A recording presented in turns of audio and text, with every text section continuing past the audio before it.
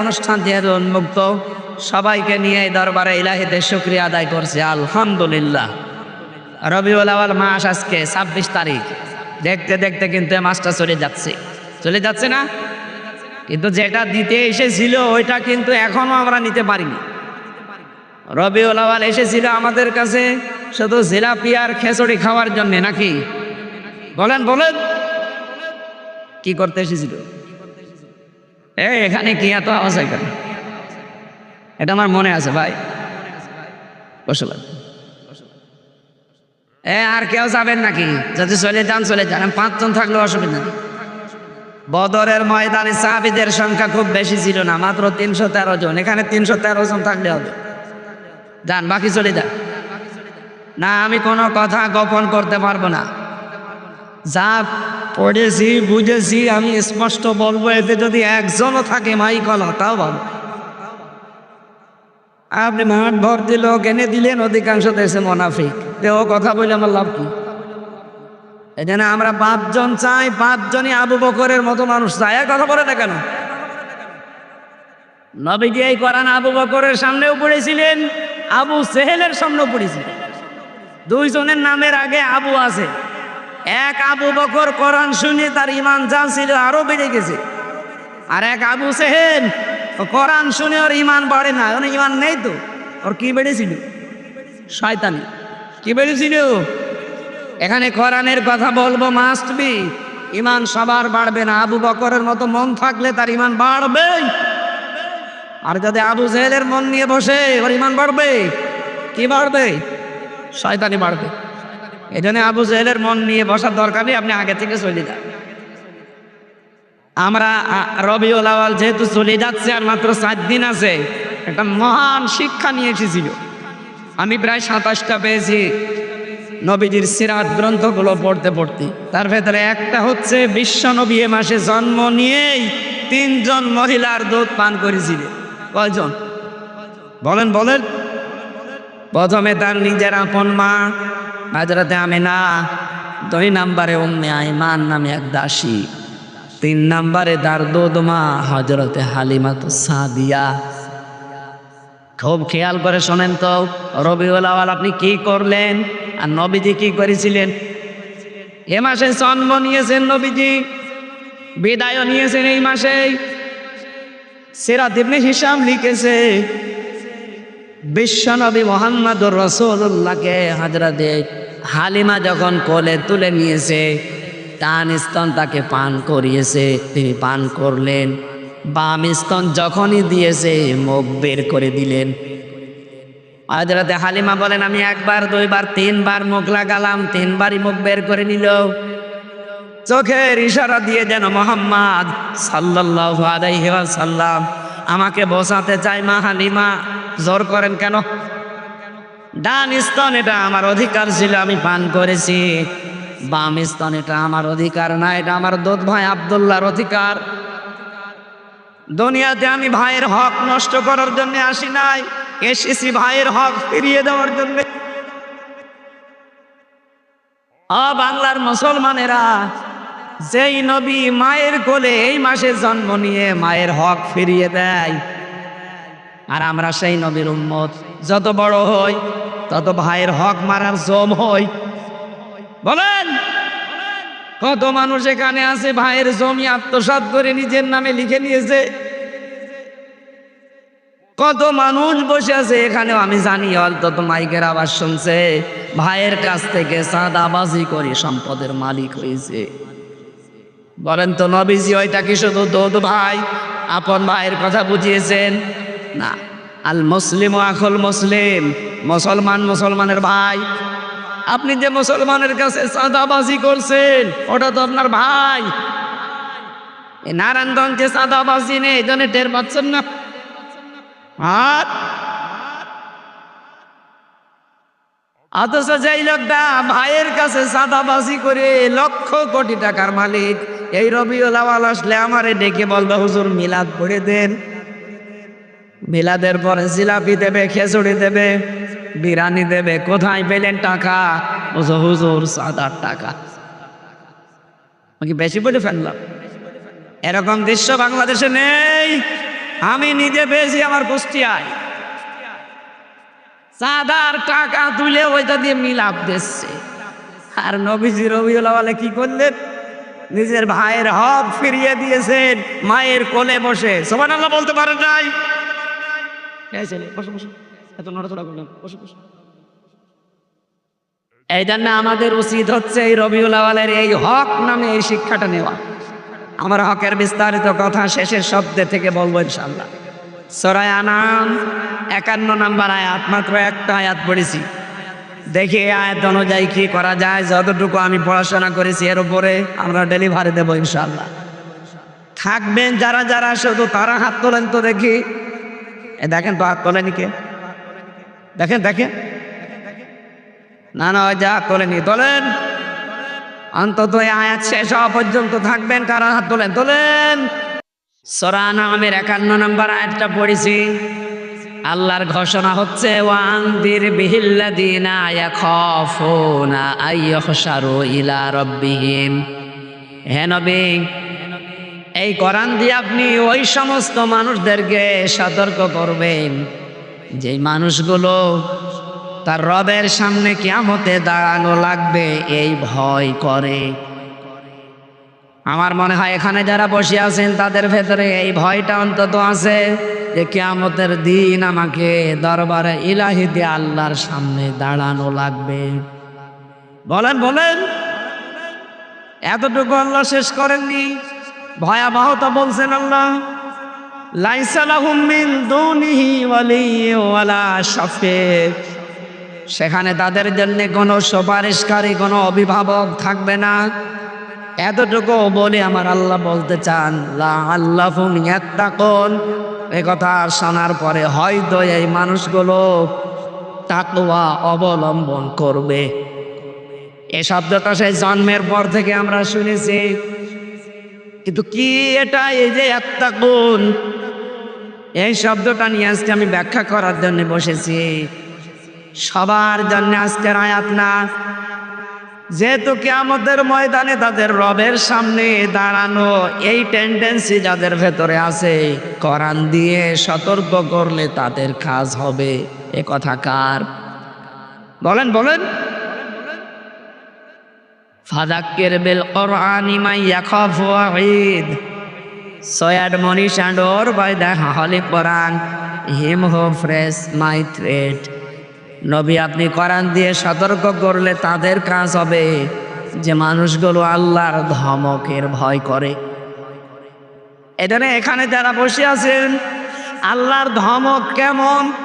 কিয়ামতের দিন আল্লাহর সামনে দাঁড়ালে কি অবস্থা, ভয়াবহতা তৈরি হবে, এই বিশ্বাস যাদের ভেতরে জন্ম হয়েছে, তাদের যদি জরুরি কোনো প্রয়োজন না থাকে, আমার মনে হয় তারা এই আয়াত শেষ না করে যাওয়ার কথা না। কথা বলেন না কেন? এবার শোনেন তো কি বলতে চান আল্লাহ। এই কোরআন দিয়ে সতর্ক করবেন আপনি তাদেরকে যারা আমার সামনে হাসরের ময়দানে দাঁড়ানোকে ভয় করে। অনেক মানুষ ভয় করতে চায় না, কারণ কি? তারা মনে করে কিয়ামতের দিন আল্লাহর সামনে যদি আমি দাঁড়ায়ও, একা না, লক্ষ লক্ষ মুরিদ ভাই আমার সাথে থাকবে, তাদের সামনে আমি দাঁড়াবো না। এটা ডাহা মিথ্যা কথা এবং প্রতারণা। বাংলাদেশের বহু ভণ্ড পীর মানুষকে এই প্রতারণা করে তাদের দরবার কেন্দ্রিক ব্যবসা চালিয়ে যাচ্ছে। কিয়ামতের দিন কেউ কারো সাথে আসবে না, প্রতিটি মানুষকে আল্লাহর সামনে দাঁড়ানো লাগবে সিরেফ একা একা। ওয়াকুল্লুহুম আতিহি ইয়াউমাল কিয়ামাতি ফারদা।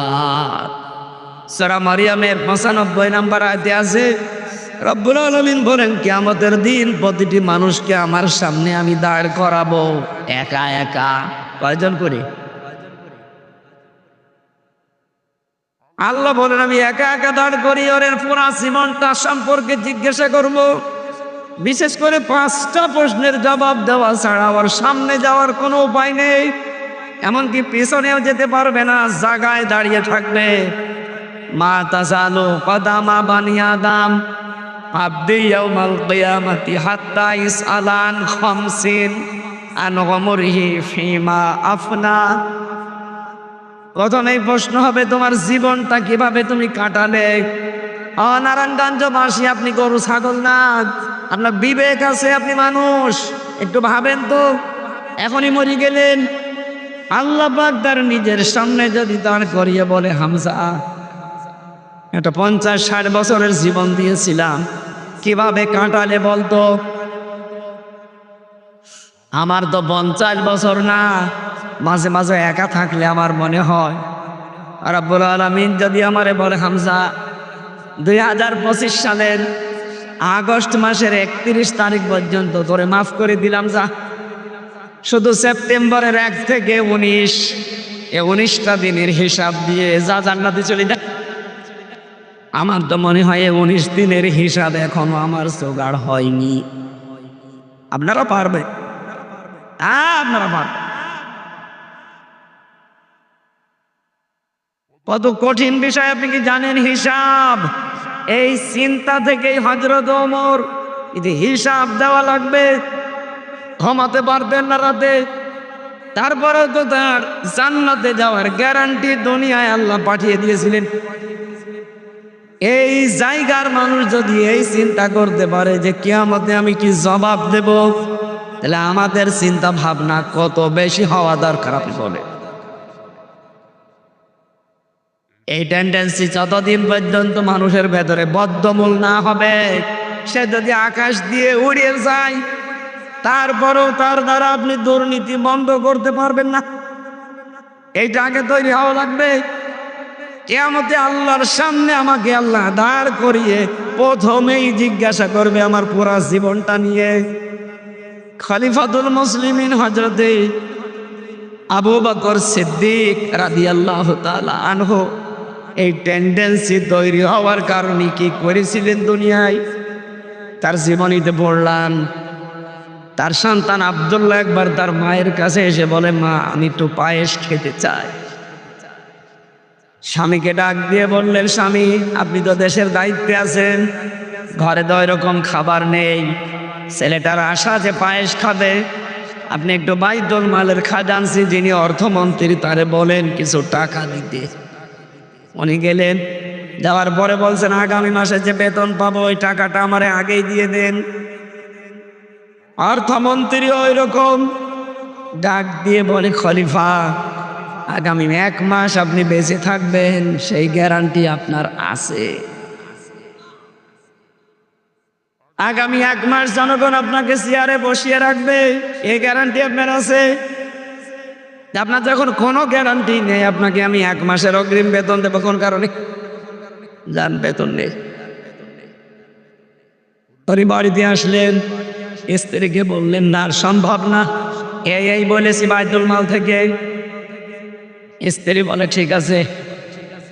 প্রতিদিন উনি যে ভাতা পায় রাষ্ট্রের কাছ থেকে, যে বেতন পায়, মনে করেন 100 টাকা করে, ওখান থেকে 90 টাকা করে খরচ করে সংসারের জন্য, 10 টাকা করে আলাদা করে রাখে। 15 দিন পর এই 150 টাকা দিয়ে আটা কিনে উনি পায়েস বানিয়েছে, সন্তানকে দিয়েছে, আবু বকর সিদ্দিককেও দিয়েছে। হযরত আবু বকর জিজ্ঞাসা করলেন, স্ত্রী টাকা তো আমি এনে দেইনি, কোথায় পেলে? স্ত্রী বলছে, হারাম না, এইভাবে জমিয়েছিলাম। উনি খাবারটা খেলেন, চলে গেলেন বাইতুল মালে।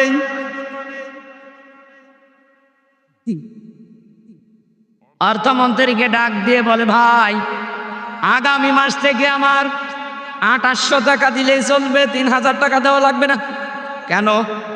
কারণ আমি চিন্তা করে দেখলাম 2800 টাকা হলেও আমার সংসার চলে, জনগণের এই টাকা নিয়ে আমি বেতন নেই, 200 টাকা আমি কেন বেশি নেব? কিয়ামতের দিন এই 200 টাকার জন্য আমার জবাব দেওয়া লাগে। এটা রেকর্ড হচ্ছে, এখানে যদি একজন মানুষও না থাকে আমার অসুবিধা নেই, তামাম পৃথিবী চলছে। হে পৃথিবীর মানুষেরা, হে বাংলার মানুষেরা, আমরা এইটা চাই। এদেশের 1628 জন মানুষ দায়িত্বে আছে। এই মানুষগুলো যদি হযরত ওমরের, আবু বকরের এই টেন্ডেন্সি নিয়ে দেশটা চালাতে পারে, আল্লাহর কসম বাংলাদেশ মিনি জান্নাত হয়ে যাবে। কিয়ামতের এই ভয়াবহতা মানুষকে মানুষ বানিয়ে ফেলে।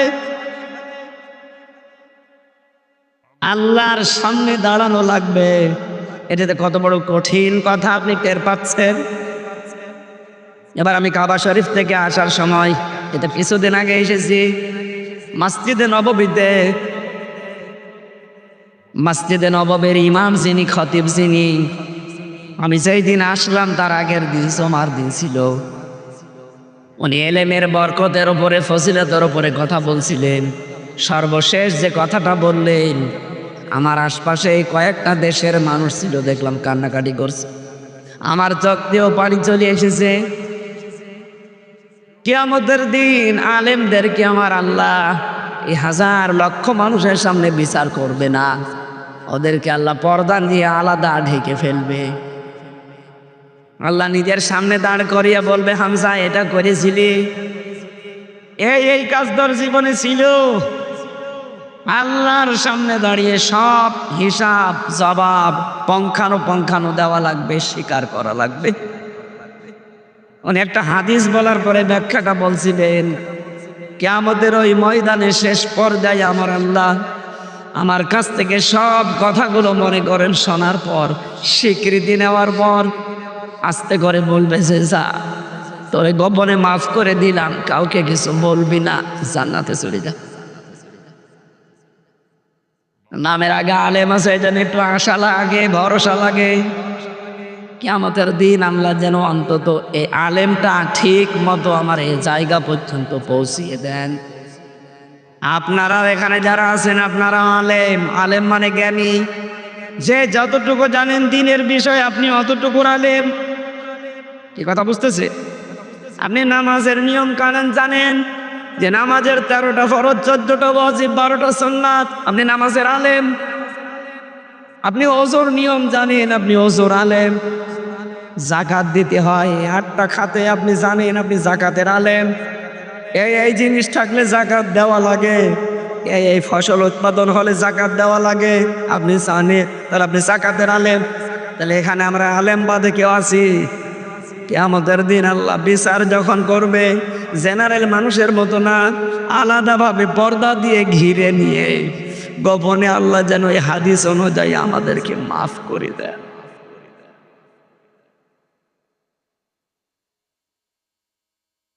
ওয়াং শাবাবিহি ফিমা আবলা, নবীজি বলেন দ্বিতীয় প্রশ্ন আল্লাহ করবে, একটা যৌবন দিয়েছিলাম, কোথায় কাটিয়েছিস বল? ও বাংলার যুবকেরা, কোন দিকে দৌড়াচ্ছেন? ফাইনা তাযহাবুন ইন হুয়া ইল্লা যিকরুল লিল আলামিন। আসেন, আল্লাহর কোরআন বিশ্বের মানুষের জন্য উপদেশ। আর অন্যান্য জেনারেল দলে যারা মানুষের তৈরি করা আইন কায়েমের জন্য চেষ্টা চালান, যৌবনটা নষ্ট করছেন, আসেন বিবেকটা কাজে লাগান। আপনারও তো দায়িত্ব এই যৌবনটা অন্তত দিনের কাজে লাগানো।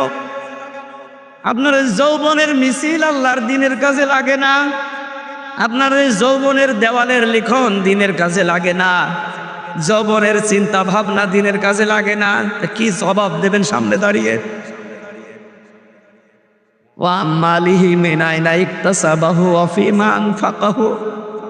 যতটুকু সম্পদ উপার্জন করেছিলে কিভাবে করলে, কোন কোন রাস্তায়, ওইটা বলো। কিভাবে খরচ করেছো ওই রাস্তাগুলো বলা লাগবে। যতটুকু জ্ঞান অর্জন করেছিলে এর উপরে কতটুকু মেনে চলতে, ওইটা বলো। আমাদের এই 5টা প্রশ্ন তার সামনে দাঁড়িয়ে জবাব পঙ্খানো দেওয়া লাগবে। থেকে জীবনের হিসাব মিলিয়ে বাড়ি যান। লাইসা লাহুম মিন দুনিহি ওয়ালিয়্যুন ওয়ালা শাফি।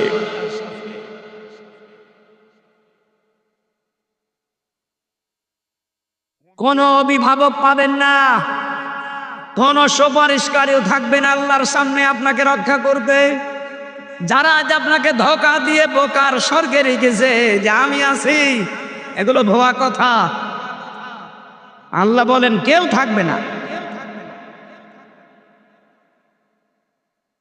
আজ যারা বলে যে কিয়ামতের দিন লক্ষ লক্ষ মুরিদ নিয়ে এক এক পীর সাহেব উঠবে, এগুলো ভণ্ডামি আর বোকামি ছাড়া কিচ্ছু না। কোরআন বলছে আপনি একা উঠবেন, আর পীর সাহেব বলে লক্ষ লক্ষ মুরিদ নিয়ে আসবে। পীরের কথা সঠিক না আল্লাহর কথা সঠিক? এই জন্য সব ভরসা বাদ দেন। যারা রেকর্ড শুনছেন, আজকে থেকে নিজের কাজের উপরে আপনি ভরসা করতে পারেন। লাআল্লাহুম ইয়াত্তাকুন। আশা করা যায় কথাগুলো শুনলে তোমরা তাকওয়াবান হবে। কিভাবে তাকওয়াবান হয় মানুষ? আমাদের দেশের ক্রাইটেরিয়া যেটা, প্রক্রিয়া যেটা, এটা ভুল। আমরা মনে করি তাকওয়াবান হতে হলে না। আমার ভাইরা, এই শব্দটা বলার জন্য আমি আজকে এখানে বসেছি যে লাআল্লাহুম ইয়াত্তাকুন। আশা করা যায় আমরা তাকওয়াবান হব। কোন প্রক্রিয়ায় হব, এই প্রক্রিয়াটা বলার জন্য আমি এই তাফসিরে বসেছি। হযরতে আলী রাদিয়াল্লাহু তাআলা আনহু বলেন, এদিকে তাকান, এটাই শেষ কথা, খুব ভালো করে শুনবেন।